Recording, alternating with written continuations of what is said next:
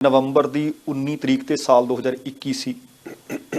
ਉਸ ਦਿਨ ਗੁਰੂ ਨਾਨਕ ਦੇਵ ਜੀ ਦਾ ਗੁਰਪੁਰਬ ਵੀ ਸੀ, ਜਿਸ ਦਿਨ ਭਾਰਤ ਦੇ ਪ੍ਰਧਾਨ ਮੰਤਰੀ ਉਹ ਤਿੰਨੇ ਕਾਨੂੰਨ ਵਾਪਸ ਲੈਣ ਦਾ ਐਲਾਨ ਕਰਦੇ ਹੈ ਜੀ। ਪਰ ਫਿਰ ਵੀ ਕਿਸਾਨ ਜਥੇਬੰਦੀਆਂ ਸਰਹੱਦਾਂ ਤੇ ਡਟੀਆਂ ਰਹੀਆਂ ਕਿ ਜਿੰਨੀ ਦੇਰ ਤੱਕ ਹੋਰ ਜਿਹੜੀਆਂ ਸਾਡੀਆਂ ਮੰਗਾਂ ਨੇ ਉਹਨਾਂ ਦੇ ਉੱਤੇ ਤੁਸੀਂ ਕੋਈ ਸਹੀ ਨਹੀਂ ਪਾਉਂਦੇ, ਉਨੀ ਦੇਰ ਤੱਕ ਅਸੀਂ ਘਰਾਂ ਨੂੰ ਨਹੀਂ ਜਾਵਾਂਗੇ। ਪਰ ਆਖਰਕਾਰ ਦਸੰਬਰ ਦਾ ਮਹੀਨਾ ਚੜ੍ਹਿਆ, ਉਹਦੇ ਤੇ ਵਿਚਾਰਾਂ ਹੁੰਦੀਆਂ ਹੁੰਦੀਆਂ ਉਹ ਦਿਨ ਵੀ ਆ ਗਿਆ ਕਿ ਜਦੋਂ ਫਤਿਹ ਮਾਰਚ ਕੱਢਿਆ ਗਿਆ, ਦਰਬਾਰ ਸਾਹਿਬ ਨਤਮਸਤਕ ਹੋਏ ਤੇ ਸਹਿਮਤੀ ਪੱਤਰ ਤੇ ਦਸਤਖਤ ਕਰ ਦਿੱਤੇ। ਉਹਨਾਂ ਵਿੱਚੋਂ ਆਹ ਕਮੇਟੀ ਤਕਰੀਬਨ 8 ਮਹੀਨੇ ਬਾਅਦ ਬਣਾਈ ਗਈ ਹੈ ਜੀ। ਪਰ ਇਸ ਕਮੇਟੀ ਦੇ ਉੱਤੇ ਜਿਹੜੇ ਸ਼ੰਕੇ, ਜਿਹੜੇ ਸਵਾਲ ਖੜੇ ਕੀਤੇ ਜਾਂਦੇ ਸੀ ਕੁਝ ਕਿਸਾਨ ਆਗੂਆਂ ਦੇ ਵੱਲੋਂ ਕਿ ਚੇਅਰਮੈਨ ਕੌਣ ਹੋਊ, ਏਜੰਡਾ ਇਹਨਾਂ ਦਾ ਕੀ ਹੋਊ, ਕੀ ਕੋਈ ਕਾਨੂੰਨੀ ਅਧਿਕਾਰ ਖੇਤਰ ਹੋਏਗਾ ਜਾਂ ਕਿਹੜੀਆਂ ਕਿਸਾਨ ਜਥੇਬੰਦੀਆਂ ਨੂੰ ਇਹ 'ਚ ਸ਼ਾਮਲ ਕੀਤਾ ਜਾਏਗਾ। ਆ ਜਿਹੜਾ ਨੋਟੀਫਿਕੇਸ਼ਨ ਜਾਰੀ ਕੀਤਾ, ਮੈਨੂੰ ਲੱਗਦਾ ਹੈ ਕਿਸਾਨ ਆਗੂ ਜਿੰਨੇ ਵੀ ਨੇ ਬੜੇ ਦੂਰ ਅੰਦੇਸ਼ ਸਾਬਤ ਹੋ ਰਹੇ ਨੇ। ਜਿਹੜੇ ਸ਼ੰਕੇ ਸੀ ਤਕਰੀਬਨ ਸਾਰੇ ਉਹ ਵਿੱਚ ਪਏ ਆ ਜੀ। ਦੇਖੋ, ਜਦੋਂ ਕਿਸਾਨ ਜਥੇਬੰਦੀਆਂ ਨੂੰ ਇਹ ਸੰਘਰਸ਼ ਸ਼ੁਰੂ ਕਰਨਾ ਪਿਆ ਸੀ ਜੀ, ਕਿਉਂਕਿ ਮੰਗ ਤਾਂ ਬੜੀ ਦੇਰ ਦੀ ਸੀ, ਉਸ ਵੇਲੇ ਵੀ ਕਿਸਾਨ ਜਥੇਬੰਦੀਆਂ ਨੂੰ ਇਸ ਗੱਲ ਦਾ ਅਹਿਸਾਸ ਸੀਗਾ ਕਿ ਜਿਹੜੀ ਸਾਡੀ ਸਰਕਾਰ ਆ, ਸਰਕਾਰ ਦੀ ਬਦਨੀਤੀ ਹੈ। ਇਸੇ ਕਰਕੇ ਪਿਛਲੇ ਦਰਵਾਜ਼ੇ ਦੇ ਰਾਹੀਂ ਬਿਨਾਂ ਕਿਸੇ ਨਾਲ ਵਿਚਾਰ ਵਿਮਰਸ਼ ਕੀਤਿਆਂ ਜਾਂ ਕਿਸੇ ਨਾਲ ਵਿਚਾਰ ਸਾਂਝੇ ਕੀਤਿਆਂ ਉਹਨਾਂ ਨੇ ਇਸ ਤਰ੍ਹਾਂ ਦਾ ਨੋਟੀਫਿਕੇਸ਼ਨ ਪਹਿਲਾਂ ਲਿਆਂਦਾ, ਫਿਰ ਲੋਕ ਸਭਾ ਦੇ ਵਿੱਚ ਵੀ ਬਿੱਲ ਪਾਸ ਕਰਾ ਲਿਆ ਜੀ।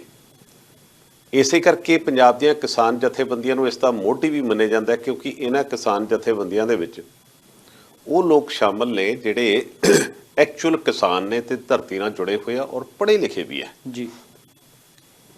ਉਹਨਾਂ ਨੂੰ ਇਸੇ ਗੱਲ ਦਾ ਸ਼ੰਕਾ ਸੀ ਕਿ ਭਾਰਤ ਦੀ ਸਰਕਾਰ ਹੈ, ਇਸ ਦੀ ਨੀਤੀ ਤੇ ਬਦਨੀਤੀ ਦੋਵੇਂ ਇੱਕੋ ਤਰ੍ਹਾਂ ਦੀਆਂ ਨਜ਼ਰ ਆਉਂਦੀਆਂ ਨੇ। ਸੰਘਰਸ਼ ਸ਼ੁਰੂ ਹੋ ਗਿਆ, ਤੁਸੀਂ ਸਾਰਾ ਦੱਸਿਆ, ਸਭ ਨੂੰ ਪਤਾ। ਜੀ ਜੀ। ਸਾਲ 2 ਸਾਲ ਦਾ ਐਡਾ ਲੰਬਾ ਤਾਣਾ ਬਾਣਾ ਚੱਲਿਆ ਪੰਜਾਬ ਤੋਂ ਸ਼ੁਰੂ ਹੋ ਕੇ ਜੀ।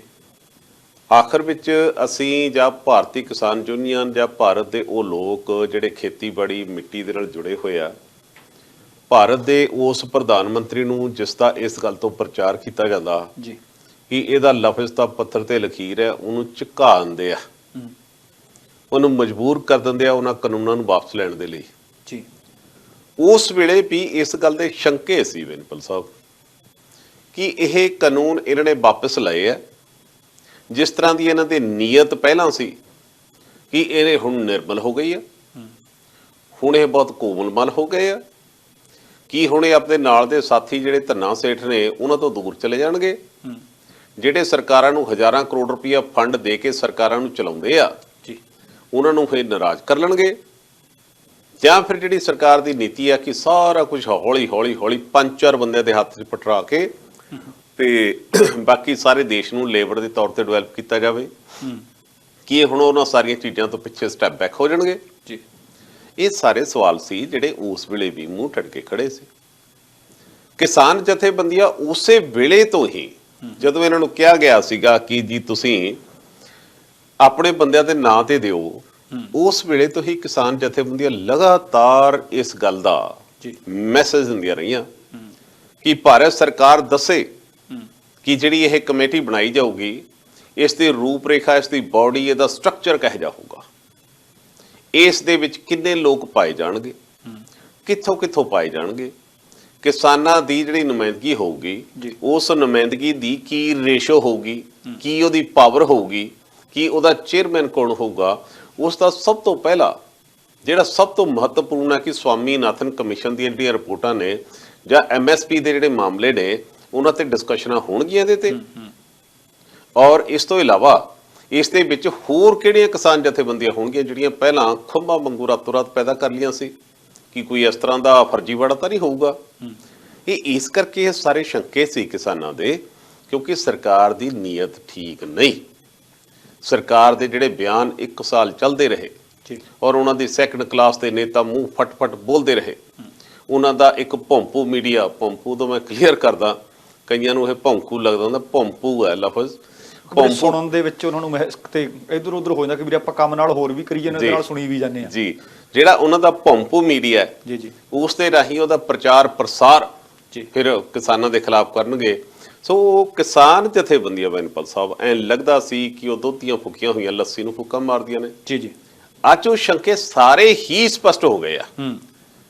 ਜੋਗਿੰਦਰਪਾਲ ਯਾਦਵ ਔਰ ਡਾਕਟਰ ਦਰਸ਼ਨਪਾਲ ਉਹਨਾਂ ਦਾ ਜਿਹੜਾ ਪ੍ਰੈਸ ਨੋਟ ਜਾਰੀ ਕੀਤਾ ਉਹਨਾਂ ਨੇ ਜੀ, ਉਸ ਦੇ ਵਿੱਚ ਉਹਨਾਂ ਨੇ ਸਾਰੀਆਂ ਗੱਲਾਂ ਰੱਖਤੀਆਂ ਸਾਹਮਣੇ। ਕਹਿੰਦੇ ਐਸ ਗੱਲਾਂ ਦਾ ਅਸੀਂ ਚਿੰਤਾ ਕਰਦੇ ਸੀ ਕਿ ਜਦੋਂ ਇਹ ਕਮੇਟੀ ਬਣਾਈ ਜਾਊਗੀ ਉਸ ਦਾ ਚੇਅਰਮੈਨ ਸੰਜੇ ਅਗਰਵਾਲ, ਸੰਜੇ ਅਗਰਵਾਲ ਹੈ ਕੌਣ ਹੈ ਇਹ ਵੀ ਪਤਾ ਕਰਨਾ ਜ਼ਰੂਰੀ ਹੈ। ਇਹ ਉਹੀ ਵਿਅਕਤੀ ਹੈ ਜਿਹੜਾ ਐਂਡ ਤੱਕ ਇਹ ਜਿਹੜੇ ਕਾਲੇ ਕਾਨੂੰਨ ਕਿਸਾਨਾਂ ਦੇ ਖਿਲਾਫ ਲਿਆਂਦੇ ਸੀ ਉਹਨਾਂ ਦੀ ਵਕਾਲਤ ਕਰਦਾ ਸੀ।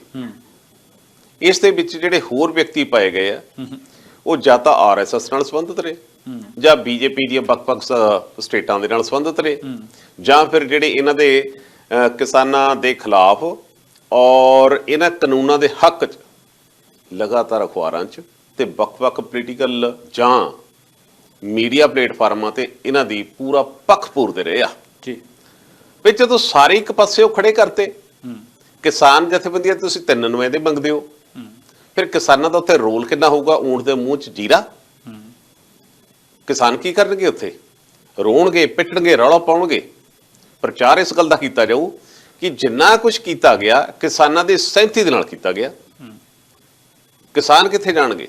ਕਿਸਾਨਾਂ ਤੇ ਆਸ ਲਾਈ ਬੈਠੇ ਜਿਹੜੇ ਇੰਨੇ ਲੋਕ ਨੇ ਉਹ ਕਿੱਥੇ ਜਾਣਗੇ? ਕੀ ਕਿਸਾਨਾਂ ਦਾ ਜਦੋਂ ਉਹਨਾਂ ਕੋਲ ਕੋਈ ਵੀਟੋ ਪਾਵਰ ਹੋਊਗੀ, ਜਦੋਂ ਇਸ ਤਰ੍ਹਾਂ ਦਾ ਫੈਸਲਾ ਤੁਸੀਂ ਲੈਣ ਜਾਣਾ ਹੈ ਜਿਹੜਾ ਹੁਣੇ ਤੋਂ ਹੀ ਆਪਾਂ ਅਜ਼ਿਊਮ ਕਰ ਸਕਦੇ ਹਾਂ ਔਰ ਦਿਖਦਾ ਵੀ ਹੈ ਕੰਧ ਦੇ ਵਿੱਚ ਦੀ ਕਿ ਇਹ ਫੈਸਲਾ ਬਿਲਕੁਲ ਫਿਰ ਕਿਸਾਨਾਂ ਦੇ ਖਿਲਾਫ ਲਿਆ ਜਾਣਾ ਹੈ, ਫਿਰ ਇਹ ਤਾਂ ਮੋੜ ਘੋੜ ਕੇ ਫਿਰ ਖੋਤੀ ਬੋੜ ਥੱਲੇ ਆ ਗਈ। ਉੱਥੇ ਦੀ ਗੱਲ ਉੱਥੇ ਦੀ ਆ ਗਈ ਜੀ। ਧਾਲੀਵਾਲ ਸਾਹਿਬ, ਦਰਅਸਲ ਨਾ ਜਿਹੜੀ ਗੱਲ ਤੁਸੀਂ ਕੀਤੀ ਹੈ ਮੈਨੂੰ ਲੱਗਦਾ ਕਿ ਕਿਸਾਨਾਂ ਨੂੰ ਸ਼ਾਇਦ ਇਸ ਗੱਲ ਦਾ ਇਲਮ ਪਹਿਲਾਂ ਸੀ। ਜਿਹੜੀ ਆਹ ਗੱਲ ਆ ਕਿ ਜਾਂ ਤਾਂ ਹੋਵੇ ਕਿ ਭਾਈ 5 ਮੈਂਬਰੀ ਕਮੇਟੀ ਹੈ, 3 ਕਿਸਾਨ ਨੇ ਜੀ, ਚਾਹੇ ਤੁਸੀਂ ਅਗਰਵਾਲ ਨੂੰ ਚੇਅਰਮੈਨ ਬਣਾ ਦਿੱਤਾ, ਫਿਰ ਜੇ ਕਿਤੇ ਵੋਟਾਂ ਪੈਣਗੀਆਂ ਇਹਦਾ ਮਤਲਬ 3 ਇੱਕ ਪਾਸੇ ਹੋ ਜਾਣਗੇ ਕਿ ਤੁਹਾਡੇ ਵਾਸਤੇ 3 ਸਥਾਨ ਛੱਡ ਦਿੱਤੇ। ਹੁਣ ਜੇ ਬੰਦੇ 15 ਨੇ, 15 ਚੋਂ 3 ਦੀ ਕੀ ਪੁੱਗਣੀ ਹੈ? ਹੁਣ ਤੁਹਾਨੂੰ ਯਾਦ ਹੋਣਾ ਇੱਕ ਬਹੁਤ ਵੀਡੀਓ ਵਾਇਰਲ ਹੋਈ ਸੀ, ਉਹ ਕਿਸਾਨ ਆਗੂ ਆਪਣੇ ਰਾਜੇਵਾਲ ਸਾਹਿਬ ਦੀ ਹੋਈ ਸੀ ਜੀ। ਉਹ ਕਹਿੰਦੇ ਸੀ ਅੱਜ ਨਹੀਂ, ਕਈ ਸਾਲ ਪਹਿਲਾਂ ਨੀਤੀ ਆਯੋਗ ਦੀ ਬੈਠਕ ਦੇ ਵਿੱਚ ਮੈਨੂੰ ਵੀ ਸੱਦਿਆ ਗਿਆ ਤੇ ਇੱਕ ਕਿਸਾਨ ਆਗੂ ਹੋਰ ਸੀ ਜੀ। ਉਹ ਕਹਿੰਦੇ ਮੀਟਿੰਗ ਦਾ ਸਮਾਂ ਸੀ 10 ਵਜੇ ਤੋਂ ਲੈ ਕੇ 12 ਵਜੇ ਤੱਕ ਦਾ। ਕਹਿੰਦੇ ਉਹ ਸਾਨੂੰ ਆਹੀ ਸੁਣਾਈ ਜਾਣ ਕਿ ਵੱਡੇ ਵੱਡੇ ਕਲਸਟਰ ਬਣਾ ਦਿਓ ਜੀ, ਉਹਦੇ 'ਚ ਖੇਤੀ ਵਧੀਆ ਹੋ ਜਾਊਗੀ, ਉਹ 'ਚ ਫਲਾਣਾ ਖੇਤੀ ਕਰਿਆ ਕਰੂ, ਜਿਵੇਂ ਅਸੀਂ ਕਿਹਾ ਕਰਾਂਗੇ ਬੀਜ ਉਹ ਹੋਇਆ ਕਰਨਗੇ। ਕਹਿੰਦੇ ਮੈਂ ਕਿਹਾ ਤੁਸੀਂ ਇਹ ਦੱਸੋ 12 ਵੱਜਣ 'ਚ ਰਹਿ ਗਏ ਮਿੰਟ 10, ਤੁਸੀਂ ਸਾਨੂੰ ਸਮਾਂ ਦਿਓਗੇ? ਉਹ ਕਹਿੰਦੇ ਹਾਂ ਹਜੇ ਟਾਈਮ ਰਹਿੰਦਾ। ਕਹਿੰਦੇ ਮੈਂ ਉੱਠ ਕੇ ਕੁੰਡੀ ਲਾਤੀ ਕਿ ਤੁਸੀਂ ਭਾਵੇਂ ਹੁਣ 3 ਵਜੇ ਤੱਕ ਗੱਲ ਸੁਣਾਈ ਜਾਇਓ, ਅਸੀਂ ਸੁਣਾਂਗੇ, ਪਰ 3 ਵਜੇ ਤੋਂ ਬਾਅਦ ਹੋ ਸਕਦਾ ਸਵੇਰ ਦੇ 3 ਵਜੇ ਤੱਕ ਸਾਡੀ ਸੁਣਨੀ ਪਵੇ ਜੀ। ਨਹੀਂ ਤੁਸੀਂ ਸਾਡੇ ਮੂੰਹ ਤੇ ਕਾਲ ਸਮਲਣੀ ਚਾਹੁੰਦੇ ਹੋ ਕਿ ਨੀਤੀ ਆਯੋਗ ਦੀ ਬੈਠਕ ਕੋਈ, ਉਹ 'ਚ 2 ਕਿਸਾਨ ਆਗੂ ਵੀ ਬੈਠੇ ਸੀ, ਉਹਦੇ 'ਚ ਮਤੇ ਪਾਸ ਕਰ ਦਿੱਤੇ ਤੇ ਲੋਕਾਂ ਨੂੰ ਅਸੀਂ ਜਾ ਕੇ ਮੂੰਹ ਕੀ ਦਿਖਾਵਾਂਗੇ? ਇਹ ਤਕਰੀਬਨ ਤੁਸੀਂ ਦੇਖੋ ਕਿ ਉਹਦਾ ਹੀ ਇੱਕ ਸੁਲਝਿਆ ਜਾਂ ਵਿਗੜਿਆ ਰੂਪ ਆਖੀਏ। ਬਿਲਕੁਲ। ਨੀਤੀ ਆਯੋਗ ਦੇ ਮੈਂਬਰ ਰਮੇਸ਼ ਹੋਰੀ ਵੀ ਜੀ, ਤੁਹਾਨੂੰ ਯਾਦ ਹੋਣਾ ਹੈ ਕਿ ਇਹ ਉਹ ਬੰਦੇ ਨੇ ਜਿਨ੍ਹਾਂ ਨੇ ਆ 3 ਖੇਤੀ ਕਾਨੂੰਨਾਂ ਦੀ ਖੁੱਲ ਕੇ ਵਕਾਲਤ ਕੀਤੀ। ਤੁਸੀਂ ਉਹ ਵੀ ਇਹਦੇ ਵਿੱਚ ਪਾ ਦਿੱਤੇ। ਇਹਦੇ ਵਿੱਚ ਮੈਂ ਵੇਖਦਾ ਸੀ ਹੋਰ ਕਿਹੜੇ ਕਿਹੜੇ ਪਾਏ ਨੇ, ਤੁਸੀਂ ਇਹ ਵੇਖੋ। ਕ੍ਰਿਸ਼ਨਵੀਰ ਚੌਧਰੀ ਜੀ ਭਾਰਤੀ ਕ੍ਰਿਸ਼ਕ ਸਮਾਜ ਨਾਲ ਜੁੜੇ ਹੋਏ ਨੇ ਜੀ ਤੇ ਭਾਜਪਾ ਦੇ ਮੈਂਬਰ ਨੇ। ਅੱਗੇ ਇਹਨਾਂ 'ਚ ਪ੍ਰਮੋਦ ਕੁਮਾਰ ਚੌਧਰੀ ਆਰਐਸਐਸ ਨਾਲ ਸੰਬੰਧਿਤ ਭਾਰਤੀ ਕਿਸਾਨ ਸੰਘ ਬਣਿਆ ਹੋਇਆ ਹੈ, ਉਹਦੀ ਕਾਰਜਕਾਰਨੀ ਦੇ ਮੈਂਬਰ ਨੇ। ਫਿਰ ਗੁਣੀ ਪ੍ਰਸ਼ਾਦ ਭੁਪਿੰਦਰ ਮਾਨ, ਤੁਹਾਨੂੰ ਯਾਦ ਹੋਣਾ, ਸਾਰਿਆਂ ਨੂੰ ਚੇਤਾ ਹੋਣਾ, ਬਿਲਕੁਲ ਬਿਲਕੁਲ, ਉਹਨਾਂ ਦੇ ਹਰਿਆਣੇ ਵਾਲੇ ਪ੍ਰਧਾਨ ਨੇ। ਸੈਯਦ ਪਾਸ਼ਾ ਪਟੇਲ ਮਹਾਰਾਸ਼ਟਰ ਤੋਂ, ਇਹ ਵੀ ਭਾਜਪਾ ਦੇ ਤੁਹਾਨੂੰ ਪਤਾ ਕਿ ਵੱਡੇ ਆਗੂ ਨੇ ਜੀ। ਗੁਣਵੰਤ ਪਾਟਲ ਇਹ ਸਿਹਤਕਾਰੀ ਸੰਗਠਨ ਨਾਲ ਜੁੜੇ ਹੋਏ ਨੇ ਤੇ WTO ਦੇ ਹਮਾਇਤੀ ਵੀ ਹੈ ਤੇ ਭਾਰਤੀ ਸੁਤੰਤਰ ਪਾਰਟੀ ਦੇ ਇਹ ਵੀ ਜਨਰਲ ਸਕੱਤਰ ਨੇ। ਹੁਣ ਤੁਸੀਂ ਅੱਜ ਇਹਨਾਂ ਦਾ 5 ਦਾ ਮੈਂ ਜ਼ਿਕਰ ਕੀਤਾ ਹੈ, ਇਹ ਉਹ ਬੰਦੇ ਨੇ ਜਾਂ ਤਾਂ ਖੁੱਲ ਕੇ ਕਿਸਾਨੀ ਕਾਨੂੰਨਾਂ ਦੇ ਹੱਕ 'ਚ ਬੋਲਦੇ ਰਹੇ ਤੇ ਕਿਸਾਨਾਂ ਦੇ ਵਿਰੋਧ 'ਚ ਬੋਲਦੇ ਰਹੇ, ਤੇ ਜਾਂ ਜਿਹੜਾ ਨੂੰ ਚੇਅਰਮੈਨ ਲਾਇਆ ਗਿਆ ਉਹਨਾਂ ਨੇ ਤਾਂ ਡਰਾਫਟ ਤਿਆਰ ਕੀਤਾ ਸੀ, ਕਾਨੂੰਨ ਤਿਆਰ ਕੀਤੇ ਸੀ ਔਰ ਕਿਸਾਨਾਂ ਦੇ ਨਾਲ ਮੀਟਿੰਗਾਂ ਦੇ ਵਿੱਚ ਉਹਦੀ ਵਕਾਲਤ ਕਰਦੇ ਰਿਹਾ। ਮੈਨੂੰ ਲੱਗਦਾ ਹੈ ਕਿ ਜਿੰਨੇ ਕਿਸਾਨ ਆਗੂ ਜਿਹੜੀ ਗੱਲ ਅਕਸਰ ਕਹਿੰਦੇ ਰਹੇ, ਪਹਿਲੀ ਗੱਲ ਤਾਂ ਤੁਸੀਂ ਦੇਖੋ ਕਿ 8 ਮਹੀਨੇ ਲਾਤੇ ਜੀ। ਜੇ ਤੁਸੀਂ ਇਹੀ ਗੱਲ ਕਰਨੀ ਸੀ ਫਿਰ ਤਾਂ ਤੁਹਾਡੇ ਹੀ ਬੰਦੇ ਸੀ, ਤੁਹਾਨੂੰ ਪਤਾ ਹੀ ਸੀ ਕਿਹੜੇ ਕਿਹੜੇ ਬਣਾਉਣੇ ਨੇ। ਤੇ ਦੂਸਰੀ ਗੱਲ 3 ਬੰਦਿਆਂ ਦੀ ਥਾਂ ਛੱਡ ਦਿੱਤੀ।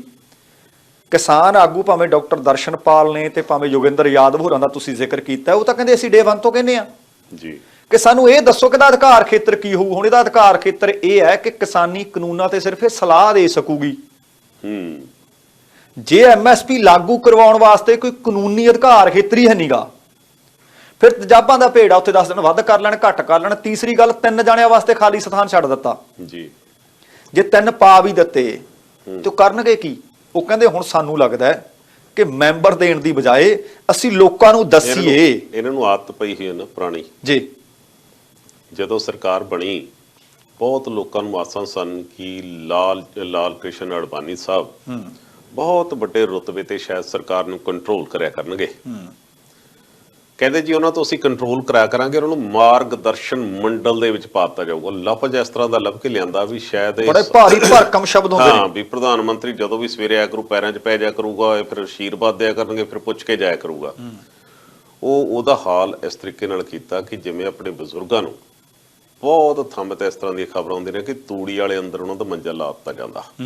ਇਹ ਕਿਸਾਨਾਂ ਨਾਲ ਵੀ ਸਿਹੂ ਫੂ ਵੀ ਹਾਂਜੀ ਵੀ ਤੁਸੀਂ ਬਹੁਤ ਸਾਡੇ ਨਾਲ ਹੋਵੋਗੇ ਜੀ, ਤੁਹਾਡੀ ਸਲਾਹ ਪੂਰੀ ਮੰਨੀ ਜਾਊਗੀ, ਪਰ ਵੈਲੀ ਤੁਹਾਡੀ ਬਿਲਕੁਲ ਨਹੀਂ ਹੋਣੀ। ਇਹ ਉਸ ਤਰ੍ਹਾਂ ਦਾ ਨਜ਼ਰੀਆ ਸਾਰਾ ਕੁਝ ਉਹ ਕੜਕੀ ਤਿਆਰ ਕਰਕੇ ਕਿਸਾਨਾਂ ਦੇ ਵਾਸਤੇ ਲਿਆਂਦੀ ਗਈ। ਹੁਣ ਪਰ ਗੱਲ ਇਹ ਹੈ, ਜਿਹੜੀਆਂ ਕੁਝ ਹੋਰ ਜਥੇਬੰਦੀਆਂ ਦੇ ਨੁਮਾਇੰਦੇ ਨੇ ਜੀ, ਤੁਸੀਂ ਇੱਕ ਪਹਿਲਾਂ ਗੱਲ ਕੀਤੀ ਸੀ ਕਿ ਉਹ ਜਥੇਬੰਦੀਆਂ ਕਿਹੜੀਆਂ ਨੇ, ਕਿਉਂਕਿ ਵਾਰ-ਵਾਰ ਪੁੱਛਦੇ ਸੀ। ਉਹਨਾਂ ਨੇ ਈਮੇਲਸ ਵੀ ਕੀਤੀਆਂ ਨੇ, ਉਹਨਾਂ ਨੇ ਚਿੱਠੀਆਂ ਵੀ ਲਿਖੀਆਂ ਨੇ, ਪਰ ਸੱਚੇ ਤੇ ਸੁੱਚੇ ਹੋਣ ਵਾਸਤੇ ਕਹਿੰਦੇ ਕਿਸਾਨਾਂ ਨੇ ਹਲੇ ਨਾਂ ਨਹੀਂ ਭੇਜੇ। ਉਹ ਕਹਿੰਦੇ ਇਸ ਤਾਂ ਤੁਹਾਨੂੰ ਚਿੱਠੀਆਂ ਵੀ ਪਾਈਆਂ ਨੇ, ਈਮੇਲਸ ਵੀ ਕੀਤੀਆਂ ਨੇ ਕਿ ਸਾਨੂੰ ਦੱਸਿਓ ਕਿ ਹੋਰ ਕਿਹੜੀਆਂ ਜਥੇਬੰਦੀਆਂ ਹੋਣਗੀਆਂ। ਆਪਾਂ ਜਦੋਂ ਉਹ ਕਿਸਾਨੀ ਕਾਨੂੰਨ ਹੈ ਸਿਖਰਾਂ ਤੇ ਉਹਦੀ ਵਿਰੋਧਤਾ ਹੋ ਰਹੀ ਸੀ, ਆਪਾਂ ਜ਼ਿਕਰ ਕਰਦੇ ਰਹੇ ਕਿ ਇੱਕ ਨਵਾਂ ਹੀ ਦਫ਼ਤਰ ਖੁੱਲ ਗਿਆ, ਨਵੀਂ ਉਹ ਕੂਚੀ ਫੇਰਤੀ, ਨਵੀਂ ਉਹ ਜਥੇਬੰਦੀ।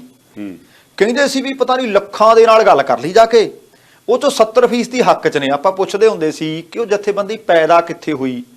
ਜੇ ਸੱਚਮੁੱਚ ਤੁਸੀਂ ਕਹਿੰਦੇ ਕਿ 70% ਕਿਸਾਨ ਉਹਨਾਂ ਕਾਨੂੰਨਾਂ ਦੇ ਹੱਕ 'ਚ ਸੀ, ਤੇ ਫਿਰ ਆ 30% ਜਾਂ 3% ਵਾਲੇ ਤਾਂ ਸੜਕਾਂ ਤੇ ਬੈਠੇ ਸੀ, ਉਹ ਤਾਂ ਸ਼ਹੀਦੀਆਂ ਵੀ ਦੇਈ ਗਏ। ਉਹਨਾਂ ਨੂੰ ਹਾਕ ਮਾਰ ਲੈਂਦੇ ਕਿ ਦੂਸਰੇ ਪਾਸੇ ਆ ਕੇ ਬਰਾਬਰ ਬੈਠੋ ਵੀ, ਤਾਂ ਕਿ ਲੋਕਾਂ ਨੂੰ ਪਤਾ ਲੱਗੇ ਕਿ ਬਹੁ ਗਿਣਤੀ ਤਾਂ ਕਾਨੂੰਨਾਂ ਦੇ ਹੱਕ 'ਚ ਨੇ। ਔਰ ਨੀਅਤ ਤੇ ਨੀਤੀ ਤੁਸੀਂ ਦੇਖੋ ਕਿ ਜਦੋਂ ਵੀ ਕਿਤੇ ਗੱਲ ਹੁੰਦੀ ਆ 4 ਦਿਨ ਪਹਿਲਾਂ ਮੁੰਬਈ ਦੇ ਵਿੱਚ ਜਿੰਨੇ ਵੀ ਸੂਬੇ ਨੇ ਉਹਨਾਂ ਦੇ ਸਾਰਿਆਂ ਦੇ ਖੇਤੀਬਾੜੀ ਮੰਤਰੀ ਕੇਂਦਰੀ ਖੇਤੀਬਾੜੀ ਮੰਤਰੀ ਨਾਲ ਮੁਲਾਕਾਤ ਕਰਕੇ ਆਏ ਆ। ਤੁਸੀਂ ਦੇਖੋ ਕਿ ਆਹ ਨੋਟੀਫਿਕੇਸ਼ਨ ਤਾਂ ਜਿਹੜਾ ਜਨਤਕ 18 ਤਰੀਕ ਨੂੰ ਉੱਥੇ ਕੱਲੀ ਹੋਇਆ ਜੀ, ਉਸ ਮੀਟਿੰਗ ਦੇ ਵਿੱਚ ਵੀ ਉਹ ਕਹਿੰਦੇ ਨੇ ਉਹੀ ਗੱਲ। ਉਹ ਕਹਿੰਦੇ ਇੱਕ ਤਾਂ ਆਪਾਂ ਡਿਜੀਟਲ ਕਰੀਏ ਖੇਤੀ ਨੂੰ। ਹੁਣ ਪਤਾ ਨਹੀਂ ਉਹਨਾਂ ਦਾ ਡਿਜੀਟਲ ਕੀ ਹੈ ਕਿ ਖੇਤੀ ਹੁਣ ਕੰਪਿਊਟਰ ਤੇ ਹੋਇਆ ਕਰੂਗੀ, ਹੋ ਸਕਦਾ। ਦੂਸਰੀ ਗੱਲ ਉਹ ਕਹਿੰਦੇ ਵੀ ਖੇਤੀਬਾੜੀ ਦੇ ਵਿੱਚੋਂ ਵਿਚੋਲੇ ਕੱਢੀਏ ਆਪਾਂ। ਹੁਣ ਫੇਰ ਆਪਾਂ ਉੱਥੇ ਆਉਨੇ ਆ ਕਿ ਜਦੋਂ ਕਿਸਾਨੀ ਸੰਘਰਸ਼ ਚੱਲਦਾ ਸੀ ਜੀ, ਆੜਤੀਆਂ ਨਾਲ ਕਿਸਾਨ ਤੇ ਕਿਸਾਨਾਂ ਨਾਲ ਆੜਤੀਏ ਮੋਢੇ ਨਾਲ ਮੋਢਾ ਜੋੜ ਕੇ ਖੜ ਗਏ ਜੀ। ਇਹਨਾਂ ਨੂੰ ਆੜਤੀਆ ਤਾਂ ਅੱਜ ਵੀ ਵਿਚੋਲਾ ਲੱਗੀ ਜਾਂਦਾ, ਹਾਲਾਂਕਿ ਕਾਨੂੰਨ ਵਾਪਸ ਲੈ ਲੈ, ਰੱਸੀ ਸੜ ਜਾਂਦੀ ਹੈ, ਵੱਟ ਨਹੀਂ ਜਾਂਦਾ। ਪਰ ਦੂਸਰੇ ਪਾਸੇ ਤੁਸੀਂ ਵਿਚੋਲੇ ਹੋ ਜਾਂ ਤੁਸੀਂ ਵਿਚੋਲਿਆਂ ਵਾਲੀ ਕੰਮ ਕੀਤਾ ਹੈ? ਇਹ ਬਹੁਤ ਵੱਡਾ ਸਵਾਲ ਆਪਾਂ ਪਹਿਲਾਂ ਵੀ ਖੜਾ ਕਰਦੇ ਰਹੇ ਕਿ ਤੁਸੀਂ ਤਾਂ ਦੱਸ ਦਿਓ ਕਿ ਕਾਨੂੰਨ ਬਣਾਏ ਕਿਹਨਾਂ ਵਾਸਤੇ ਹੈ।